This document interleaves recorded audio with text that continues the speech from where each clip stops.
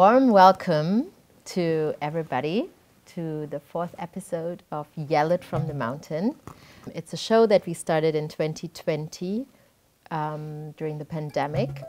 It was a time shortly after the murder of George Floyd, and it was important for us as a team, but also for myself, to have beautiful artists in my network, for them to be voiced and have good conversations about their art, because there was a huge focus on racism, which was for good reason, but also for artists. A lot of artists spoke about racism at the time. And I think there's so many more beautiful aspects of life to talk about. And today, I am very honored to have Sarah Schnier as my guest at this episode of Yell It. Welcome. Thank you very much. Very happy to be here. My name is Sarah Schnier. I'm a scriptwriter. Comedy. Sneezing. Skip a meal. Messy. Definitely not. Ever. I used to be an introvert, and I would say that I'm an ambivert now. I'd say that I'm an introvert who loves to communicate at times. Vampires. Ah, gosh. That's difficult. That's the first one that I actually find difficult. Well, eating, I suppose I should say, although I do love a good wine. Don't compare yourself, enjoy your uniqueness. It's the tradition in a Yell It show to have an audio description at the beginning to just be as inclusive as we can be at this time. So I will start by saying I am wearing a blue suit and shiny white shirt. I have my hair in butterfly locks and braided. Behind me there is a kind of, I would say, living room atmosphere. There are lace curtains, there are books in the background, there are green walls, there's like a warm light, and we are sitting in dark green chairs. And how about you? What are you wearing? I'm wearing a black blouse and pants and white sneakers. I'm wearing my hair open. I have shoulder-length hair, curly hair. And signature red lipstick. Signature red lipstick that I cannot leave the house without. Yes. Yep. I don't know Sarah without red lipstick. So now, tell us who you are and what you do. Introduce yourself, please.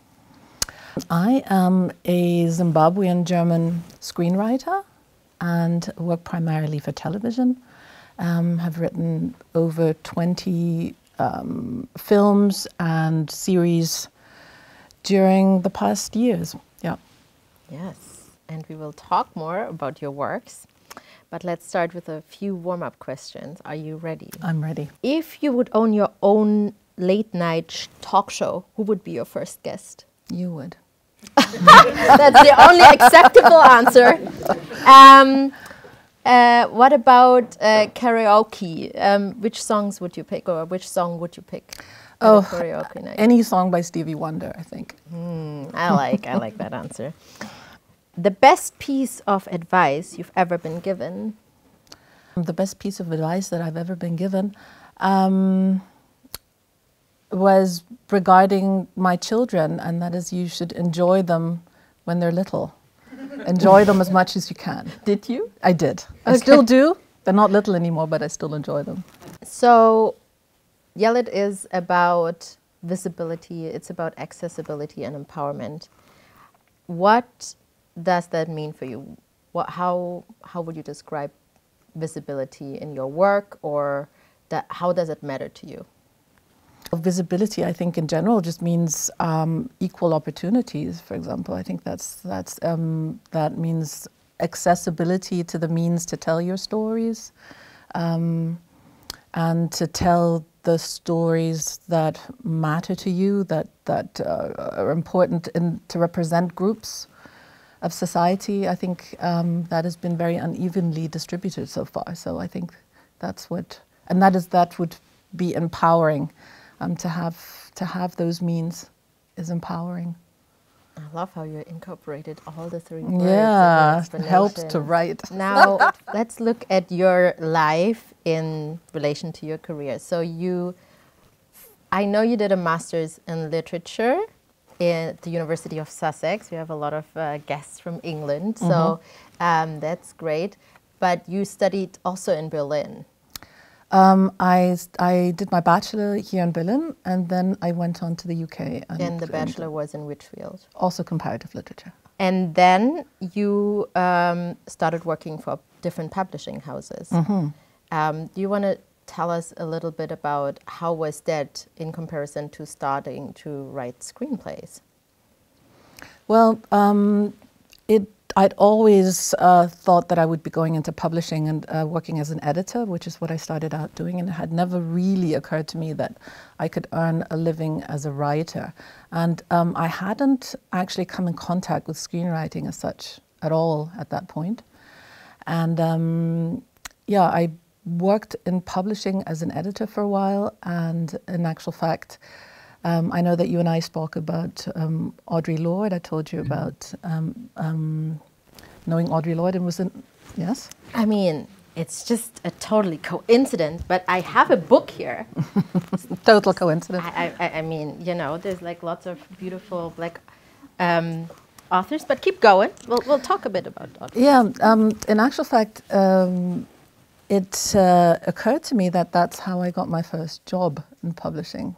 Because I grew up in Austria, and I moved back to Germany. I am a German citizen. I moved back to Germany, and I became involved with the Afro-German movement here. The ESD, right, the Initiative of Blacks in Germany.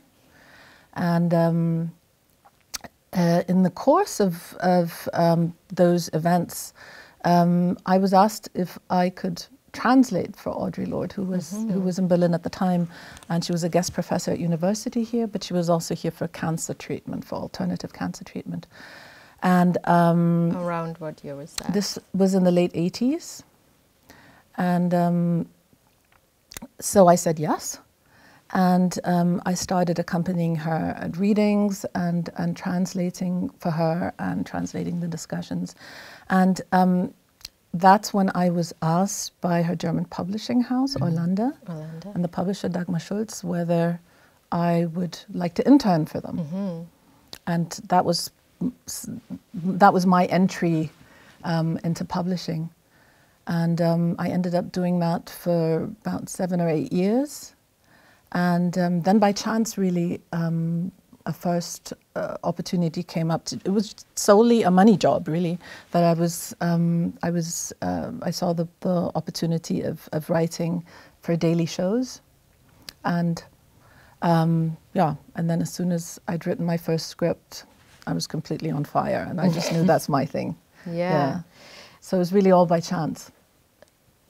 Yeah, that's what you believe. I maybe. It was, maybe not. Yeah. Let's go back to Audre Lorde, because one beautiful day we were sitting in Sarah's office, and you just dropped in a side sentence that, yeah, Audre Lorde, I was friends with her. And I was like, what? So we need to know, what was she like? Hello. So this is a book, Sister Outsider, which you would probably agree is very important. It has lots of essays and speeches of Audre Lorde, and for those who don't know her, she is a really role model, talking about also her own experience as a Black woman, as a Black lesbian woman, and I know also her writing about Wut and like about anger, which is really, I find, very empowering, because there's lots of frustration living in a world as a Black woman. Tell us a little bit about what was it like to be with her, and like what kind of person was she? Like, give us a little bit of footer and like a little bit of things that we can't just pick up from her writing. I had a very personal relationship with her, in the sense that when I met her, I wasn't aware that she was already an icon by that time. I didn't really, I'd only just started sort of my own political education. Having, being a biracial person, and I was only beginning to become introduced really to Black political issues. I felt there was something amiss in my own life, and I was trying to find connections and trying to discover an identity for myself. I was very much at the beginning of this process when I met Audre, and so for me, she was just a very lovely, incredibly welcoming and supportive person. I still find myself now, you come across her name all over, and I'm always a little surprised that she's really as well known as she is, because it's just, she's become so incredibly important. She was dramatic. She described herself as a warrior. She used to not only speak her poetry but sing it during readings, and she had that dramatic air and about her. A drama queen in the best sense of the word. And at the same time, she was extremely modest, and she was very attentive to people. When she spoke to people, she was an extremely good listener, and she made people feel that she was really devoting her entire attention to them. And and she was extremely supportive of me and of other young Black Germans at the time, and was sort of a mother figure, I think, for many of us.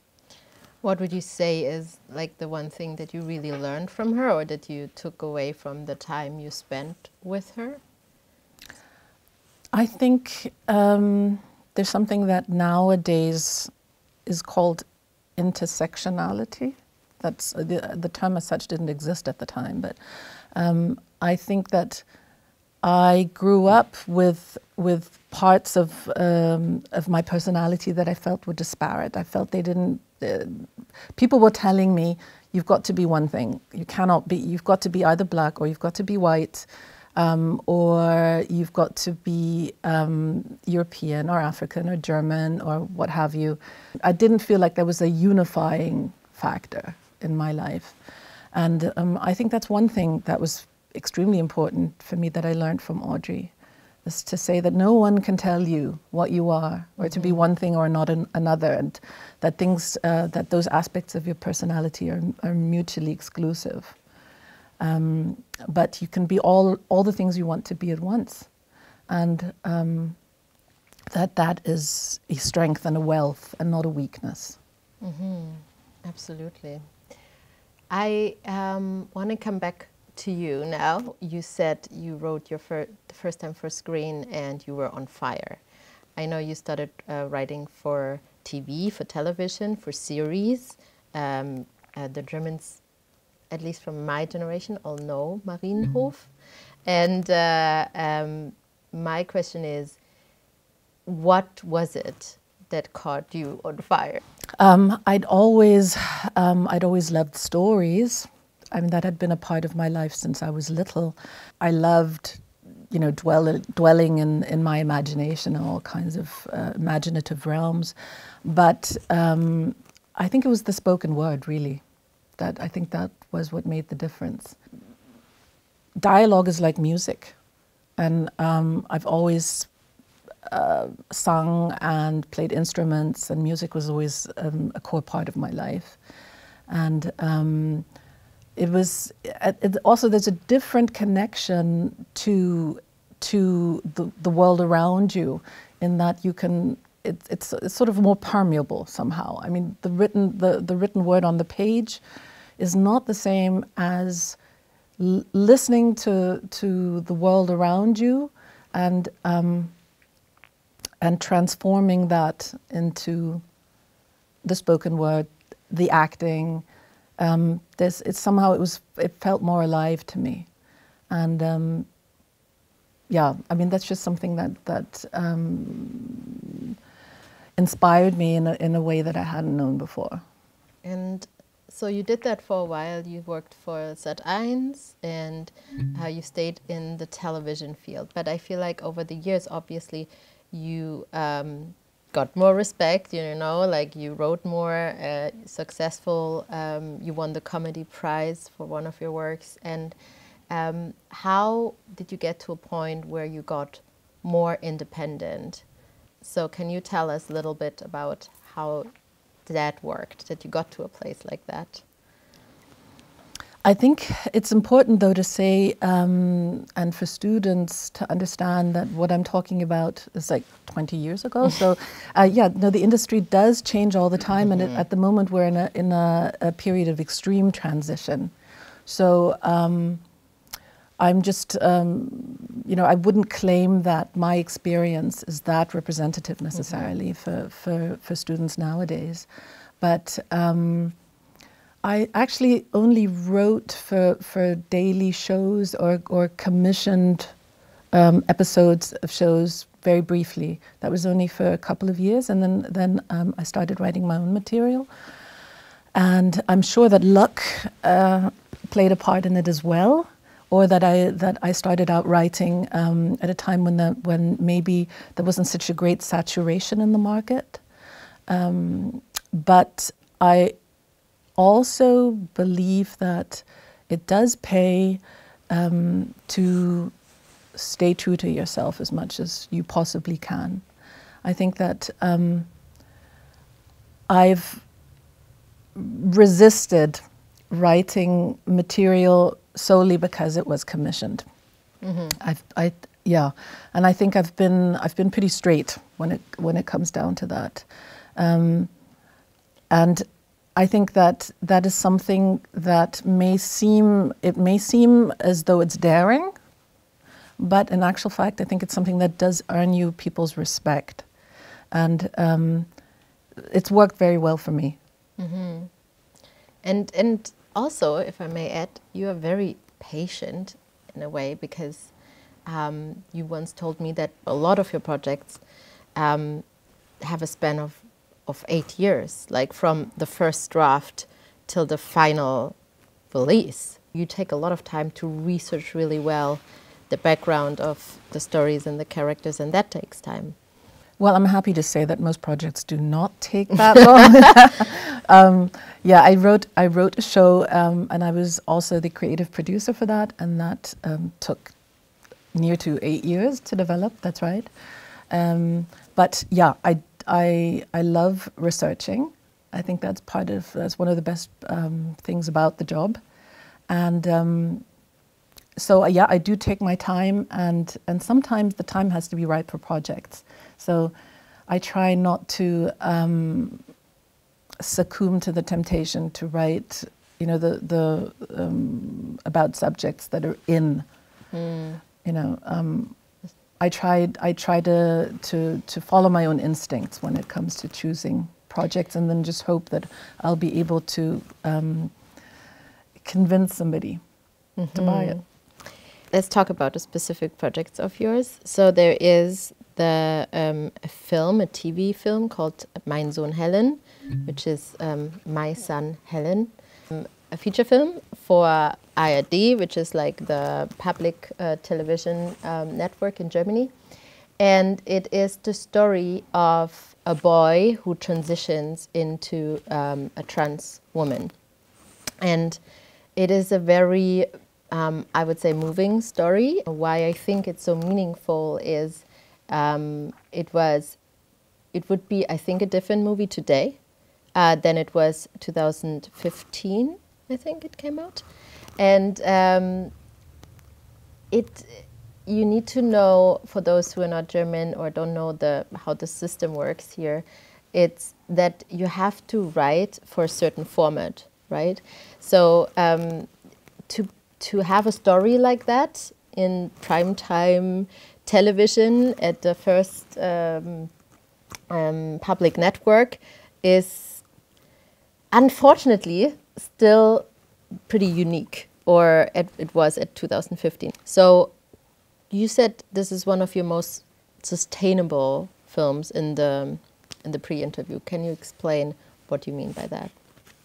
Well, it's a film that I continue to love very much. So in that sense, it's just, you know, it has a big place in my heart.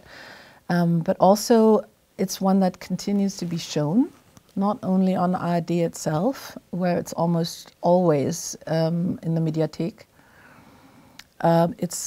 It's shown in the context of festivals, workshops. Just a short while ago in Brandenburg, there was a day about transgender, and they showed the film.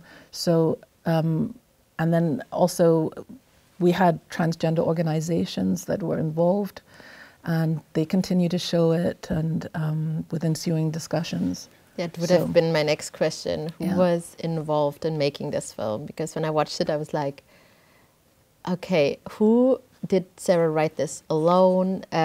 How did she get the information of that experience that is not yours? And I mean, a lot of characters that you write for are not your experiences, but in this specific case, and the lots of conversations that we are having right now about who can tell what stories, I was wondering who was involved in this.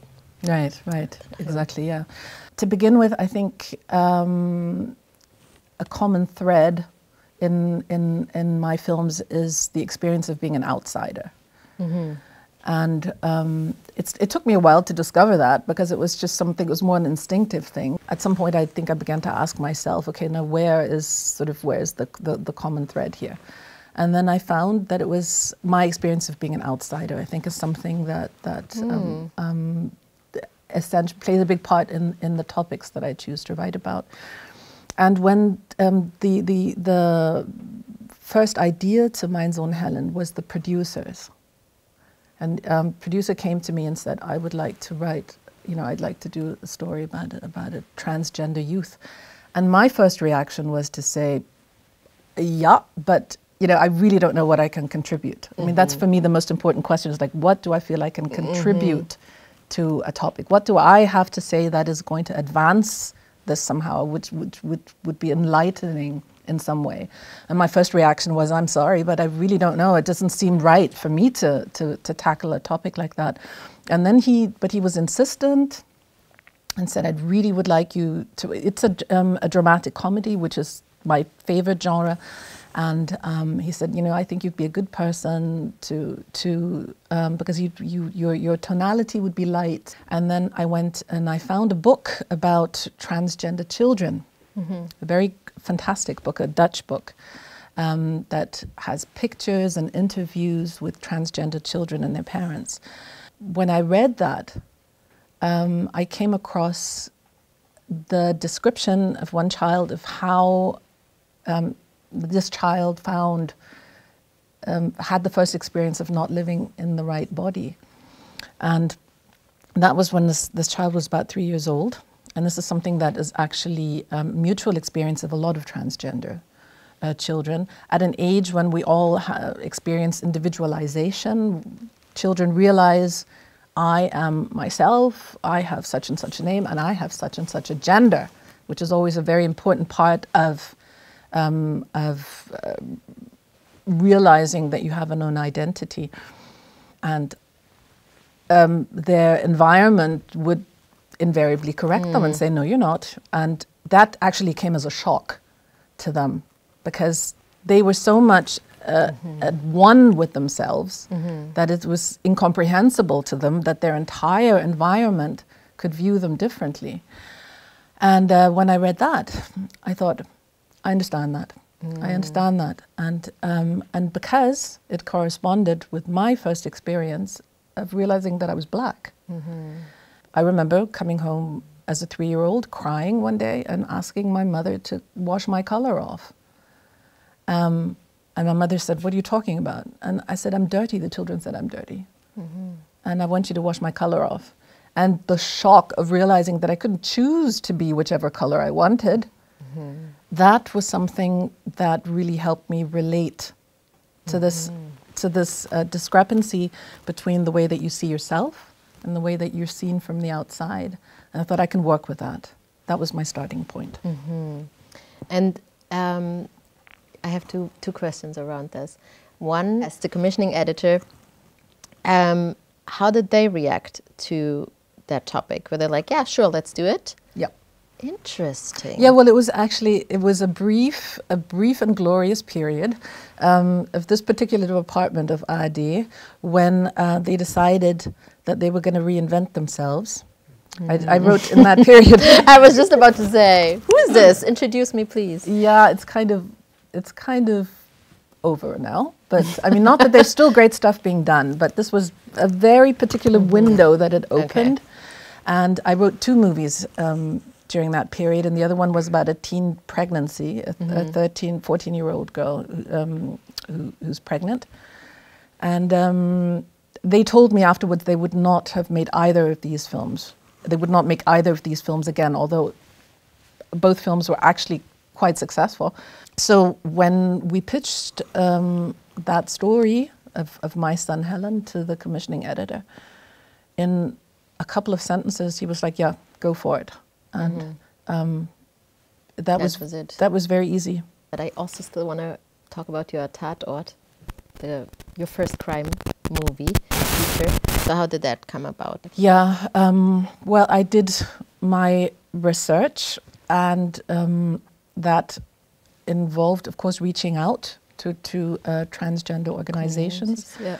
And especially, there's a national organization of parents of transgender children. And I particularly wanted to talk to them. But previously there had been a docudrama series on a private network that had also featured transgender people, and somehow had done this in sort of in not the best way. Not the best way. It was loud, and they weren't very happy about it, and so they were very skeptical. And in fact, they rebuffed me. They said they weren't willing to talk to me. And then, luckily, though, I managed to meet with a psychologist who supports this organization and the children he works with. He works with the transgender children, and he was willing to talk to me. So we had a few talks, and I gave him all the drafts of my scripts to read and to give me feedback on. And that was the extent of the support, though, at that point. But then, when the movie was finished, we said we would do a screening for the transgender community. And we rented a cinema and invited, and it was packed. And I was so scared. I can imagine. When it's really done, nervous. It's like, yeah, what? I was really nervous. I was like, oh my goodness. And when they all sat there, I was like, oh, what are we doing? Do I really have the courage to face their criticism? But it was the right thing to do. And luckily, it was very, very, it was amazing. Because they went along, they laughed, they cried, and at the end they said we should get the Academy Award for the movie, which I thought was really sweet. And yeah, it was just, it was very gratifying to find that we'd often evidently done our job well. Yeah, but there's a lot of responsibility involved with 100%, and I think it's groundbreaking that you wrote this, and it's on television, I think, at a place where I would just assume a lot of people who watch this are not maybe from these communities. I can just say that for our communities, they're not anymore, at least, there, because they're not represented. And so I think it helped their understanding and like really develop some empathy for communities that they are not in touch with often, or where there are lots of stereotypes. So thank you for writing this movie. This time it comes from Sarah Noor Martinsson. Are you here? This is Sarah. Give it up for Sarah. Sarah is Sarah is a student at Med Film School, and she's also joined the Yellow team for this season and is doing a fantastic job. Her question is, how can we weave in diverse perspectives in the writer's room so that it's long-lasting, sustainable, and not just a trend? I would have to guess, I'm afraid, because I haven't actually been part of a writer's room. I'm still a soloist. I still write my stuff myself. I have had the odd co-writer, but not actually worked in writers' rooms.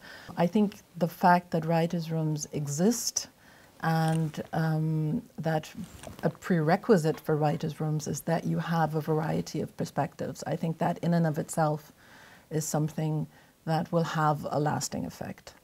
That's one of the ways in which our industry has changed dramatically over the past few years. Not lastly, I think, because of the streamers, the streaming services that are now on the German market, who demand that there be a certain amount of diversity and inclusion. That development has given rise to writers' rooms, and I think writers' rooms almost by definition mean some diversity. Mm-hmm. Thank you. I would like to know how your process starts. Like when you want to write, when you have a topic and you write on it, how do you start? I think that I almost always start with character. I'd say that for me, I may be interested in a topic as such and do research, but my actual entry into a story, my starting point is almost always character. So that's what I spend the most time on, coming up with my central characters, and also I mentioned before that dialogue is far and away my favorite part of writing, but it's also a key to character and to story for me. So I have to start hearing the characters speak. I have to bring them to life. I have to hear the uniqueness of their voice before I can really fully develop the story. And then it's a bit of a cliche, but they do a little bit at least take you by their hands and lead you through the story. I would like to talk about the Tatort now for real. So Tatort is a very renowned television show. It's called, I would say, literally translated, it's called Crime Scene.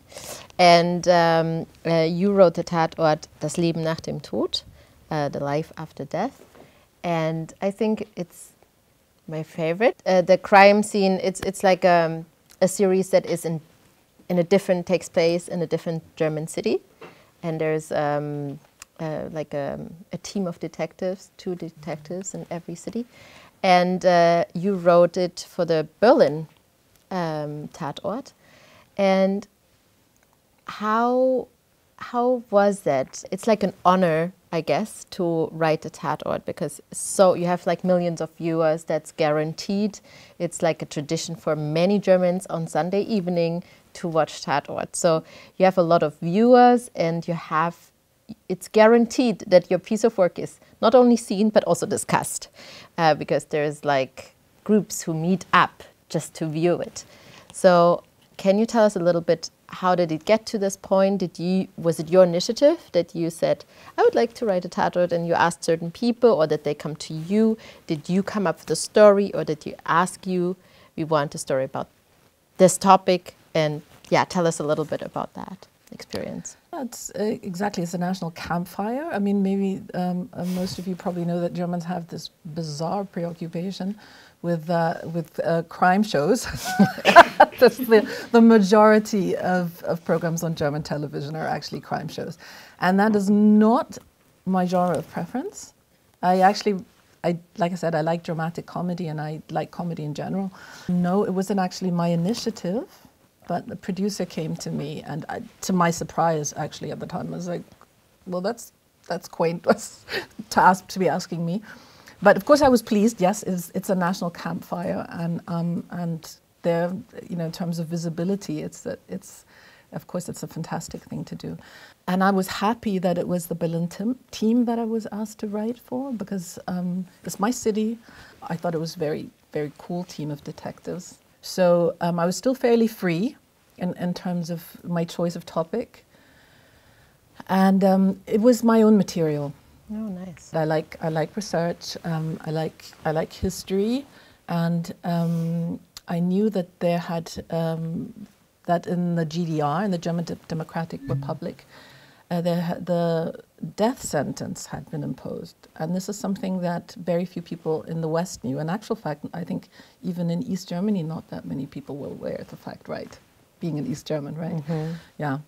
And so I thought that was an exciting aspect of German history that I'd like to write about. And how did it change your life as a writer, having done this, or not? I got a lot of good feedback. That was great. I think that maybe the nicest aspect of it was that you get so many reviews in all the big newspapers. I mean, like I said, I like to write comedy, and comedy is in Germany considered not, well, I wouldn't say it's, and I don't write stand-up comedy, I write dramatic comedy, but even so, it is, I think it's a genre that's underrepresented, and also I think that's undervalued. Mm-hmm.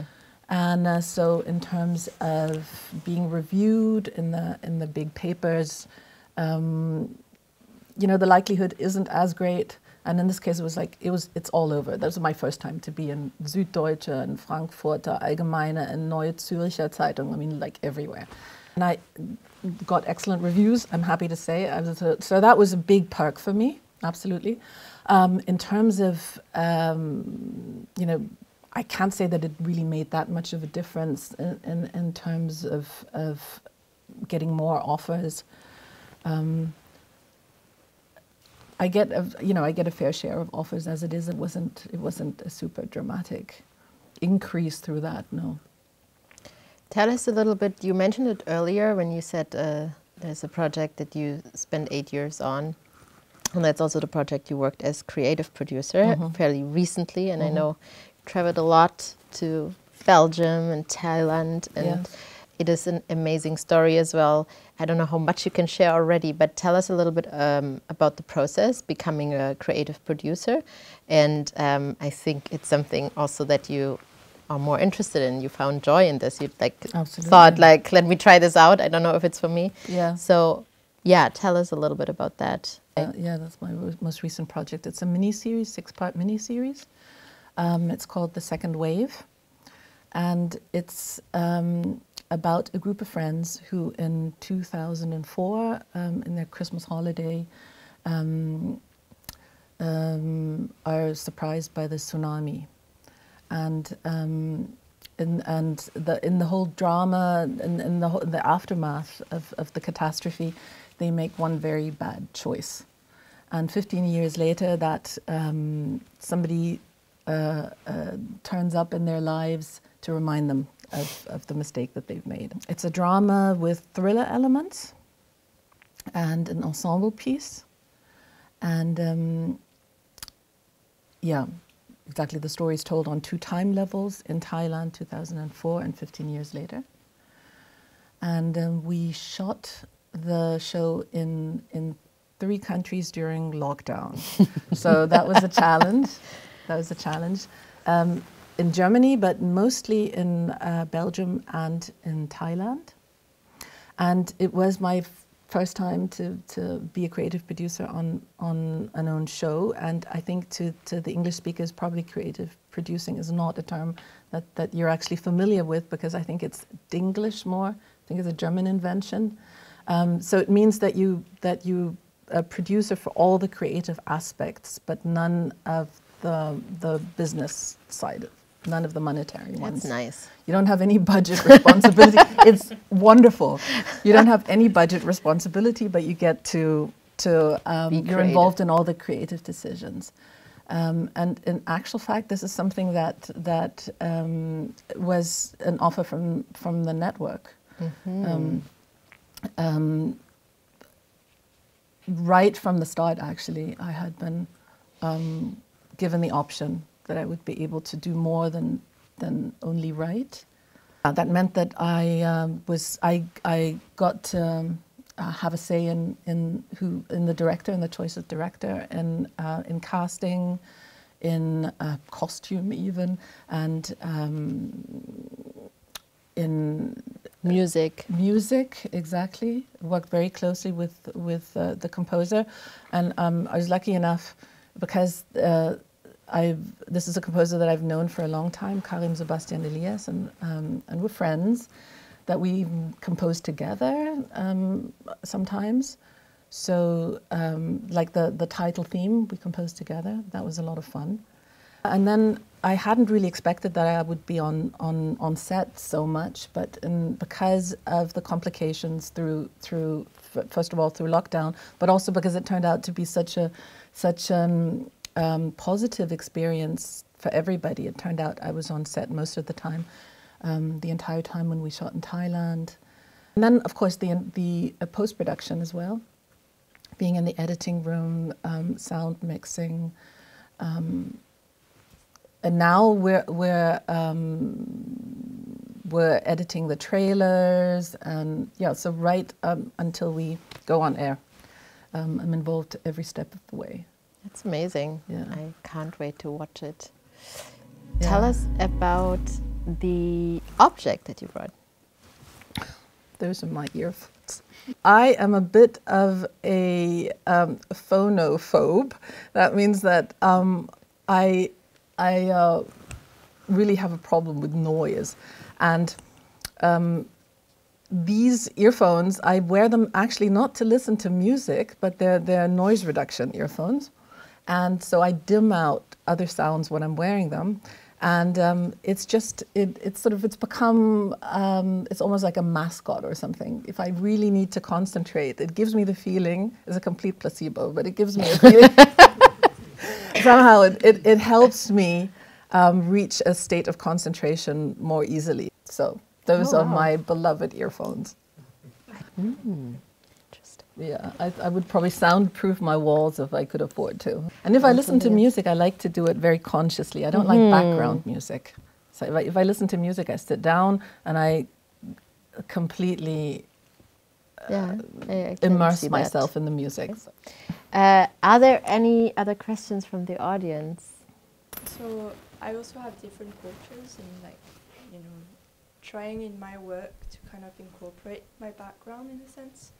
And I was wondering if for you when you write, it's kind of a conscious thing to think about your German identity and your other identities. Like, is it something that you have to think, or something that you're a bit worried won't be accepted by the German audience in a sense?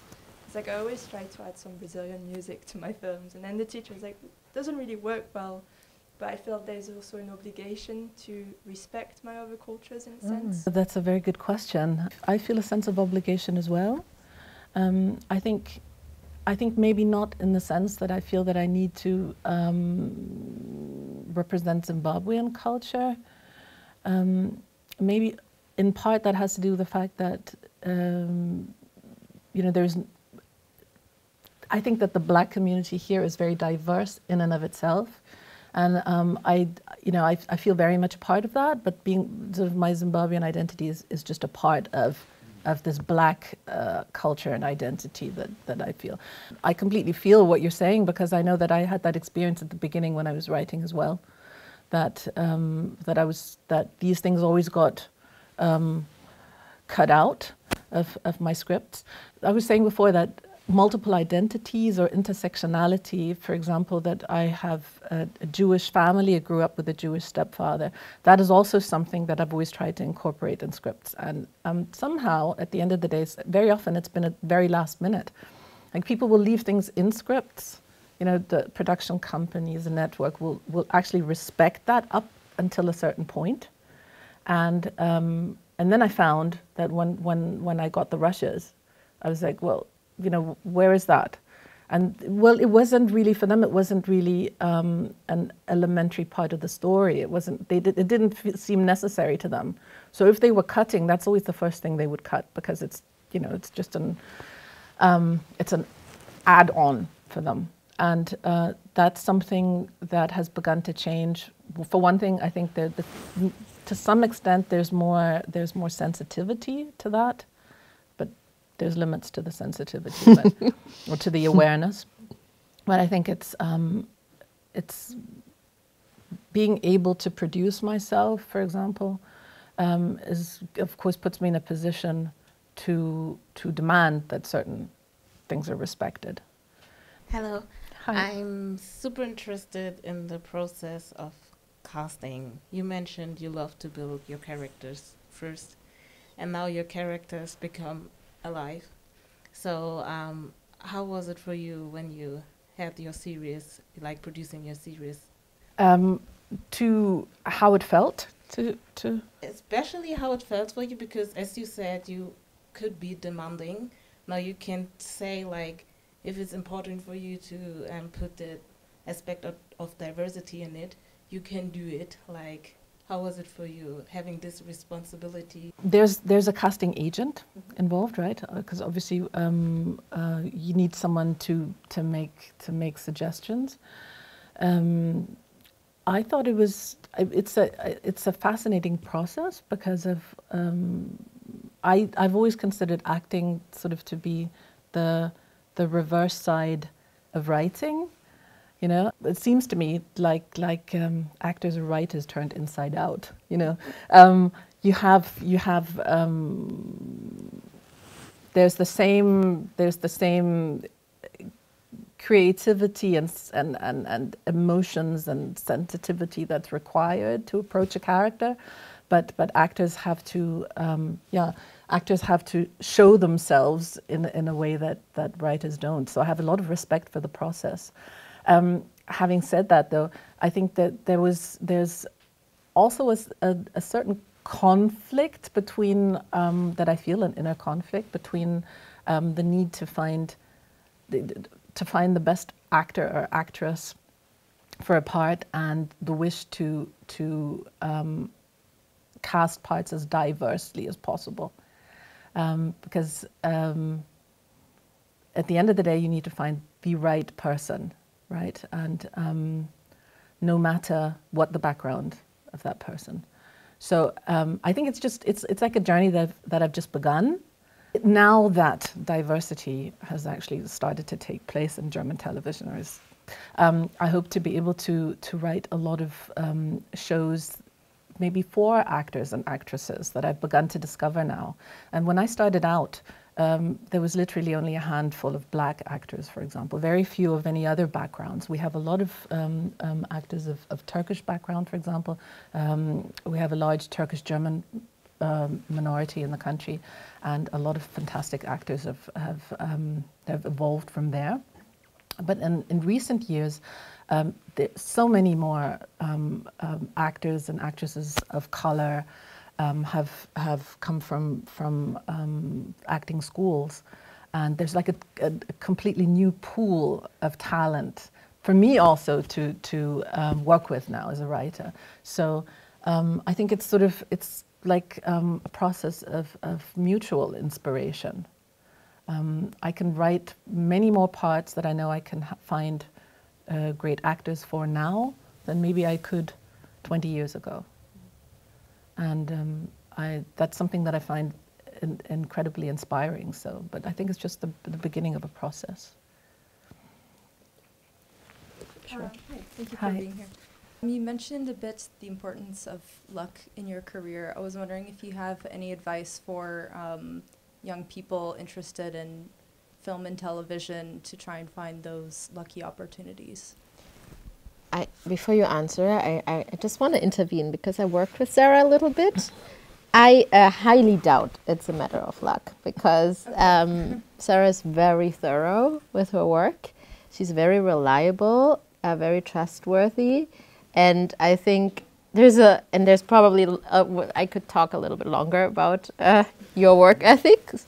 So I'm sorry to say, but I disagree. I don't think it's just luck. I think there's a lot of reasons I think you give people to work with you. You bring a lot to the table. And so I have to balance this out a little bit. it. Thank you, appreciate that. I do think that in spite of all that, I think that, you know, maybe not call it luck, but even if there's mentors, you know, just people who give you an opportunity. The very first feature film I wrote was quite bad. And that was because I'd come from writing daily shows, and I really hadn't understood. I did not attend a film school, so it was learning by doing. And there was just certain things, basic things about dramaturgy that I simply hadn't understood. They wanted to fire me straight away, and then somebody stood up for me. The commissioning editor stood up for me and said, no, give her at least one other opportunity. And I got on a train and I went to Munich, and I visited an older screenwriter whom I knew. And I said, listen, I've got a problem here. You know, there's something terribly wrong with my script, but I don't know what it is. Can you help me out? And then he sat me down for a day or two, and then he told me where I'd gone wrong, and I cottoned on very quickly. Mm-hmm. Yeah, so I understood immediately what he meant, mm-hmm. and then I went back and I fixed it, and then my second draft was on track, and then I was okay. So, so there's always a mixture. I think, of course, always there's talent, but it helps. Obviously, if you don't have somebody who is, you know, who's willing to give you a second chance, then, and that's maybe what I 100%. But it's also, you know, your background in literature, mm-hmm. you know, it's very helpful. You're very eloquent. Not every artist can express themselves with words the way you do. So even if you don't know that specific field, you don't know yet how to write for this format or in this way, you know how to express certain needs. You know how to describe certain situations, and those are like codes that open doors, you know, and not everybody has them. But I'm just saying that there's a lot of things that I could say about you. That's why I admit it. I hate this kind of luck story, because there's I have an issue with it. Here I'm admitting it, because I have seen so many actors in interviews who sit and they asked, so how did this happen? And I just had luck. And I'm like, I think it's important to understand that nobody, I think that, mm-hmm. you know, to build a career for yourself, you never do it entirely by yourself. Mm-hmm. And of course, you know, you have to, there's something that you need to bring to the table. Mm-hmm. So the other person is even willing mm-hmm. to give you that chance. And there's perseverance and hard work and all the rest of it that play a part. I now think, because something that I have late in my career, but I do have it, a community of artists, I think, is incredibly important. Writing is a very lonely work, and it's not work that's good for the ego. I think everybody probably knows who has written. It's lonely, it's tough, it's filled with self-doubt. And self-doubt at the same time, I think, is also the fertile ground for the art. So I think it's almost inevitable. But a community helps so much, because just to know that other people are struggling with the same difficulties that you have, I think that's something that's very empowering. And then if there's somebody whose work you admire and you get the opportunity to approach that person and maybe to ask them if they're willing to be a mentor, then I think that would be a great idea, because at least, I mean, hopefully it's different for you in the UK, but here in Germany, we have a scarcity of that. We don't have enough connection between the industry professionals and the students. We try and talk to professionals. So I would like to say thank you for coming tonight.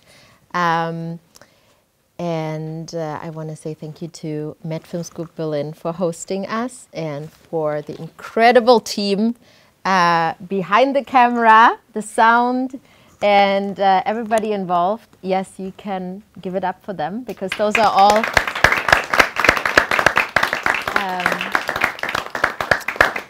all students and alumni from Med Film School. Thank you for you coming out tonight. We have guests from the Med Film School in Leeds and in London here, and obviously also people from Berlin. Thank you for coming. Thank you, Sarah, for being here. Thank you for having me and sharing your wisdom in screenwriting and filmmaking in general. And now I want to ask you to yell it. Okay, so don't compare yourself, enjoy your uniqueness.